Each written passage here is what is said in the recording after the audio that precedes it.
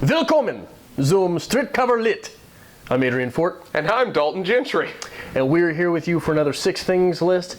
This 6 Things... 6 books that you should read in 2016.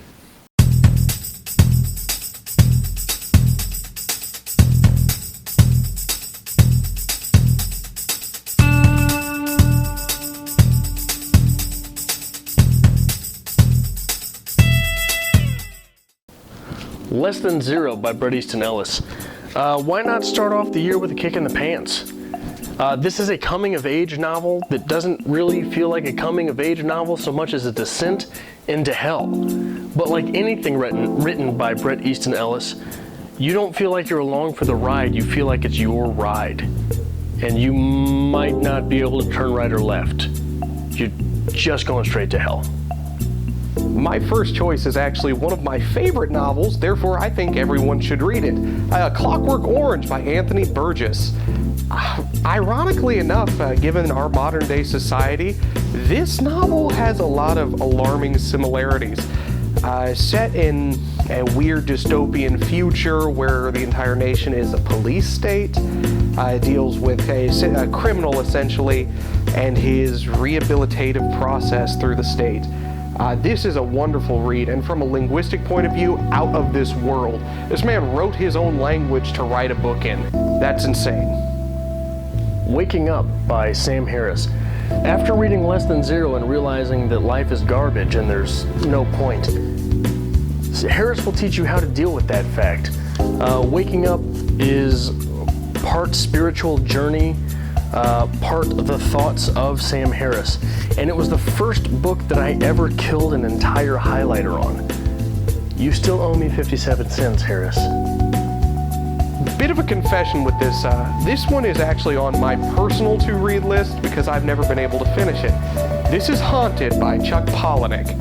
Now, Adrian first told me to read this novel, and I did. I took it with me on a trip to Europe, and in the Swiss airport, I passed out reading Guts. I am that person. Apparently, this is a worldwide phenomenon where people do this all the time, and I was just completely unaware of it. But for the first story in a collection of stories to force you to pass out, that says something about the writing. This should be read, and I sincerely hope I can get through it this time around. Definitely my choice for 2016. The Old Man and the Sea by Ernest Hemingway. It's no stretch to say that The Old Man and the Sea could be read in a day, nor would it be a stretch to say that that would be a day well spent. Especially as a writer, it's important to realize that everything in your life manifests in your writing in one way or another. Still, Hemingway contended that it did not, and that there was no symbolism in the book. But read it for yourself and decide. I'm going to do something a little bit different from my last choice, but I believe it's still ultimately true. The last thing that you should read in 2016 is something that you wouldn't normally read. That's really the purpose of this channel, despite all of our antics and constant rants about writing, is to engage the audience and promote them to read something different. Go out there, pull a book off the shelf, give it a read. Go pick up an old classic that you always said that you were going to read and actually finish it this time. Go out there and be a reader.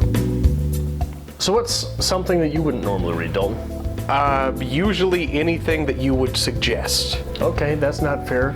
I guess I'll be reading a romance novel, like you might suggest. Apparently I already have suggested a romance novel once in the last few weeks, so you're welcome for that one. I don't know, I think that is a really good point, though, is reading something that is not something you would normally read. Yeah, you got to expand, right? Both as a reader and a writer. You do, and even just going as far as picking up the book that you never finished, because there's always that book that you will not finish. That's why Haunted is here for me, and I'm going to do it under direct medical supervision. I think if you have not heard about that, just YouTube Haunted, and all of the videos will pop up. I mean, it's a thing that people pass out reading one of those stories. I just didn't know if it was real or not until Dalton did it. You're welcome for that. I like to make fun of you. I know you do. Did you like what you saw here? Shoot us a comment down below. Let us know what you think we should be reading this year. Hit the subscribe button. Follow us at Strip Cover on Twitter. At Strip Cover Lit on Facebook. And maybe next week we'll have something a little more fancy for you besides Adrian making fun of me. Let us know you love us.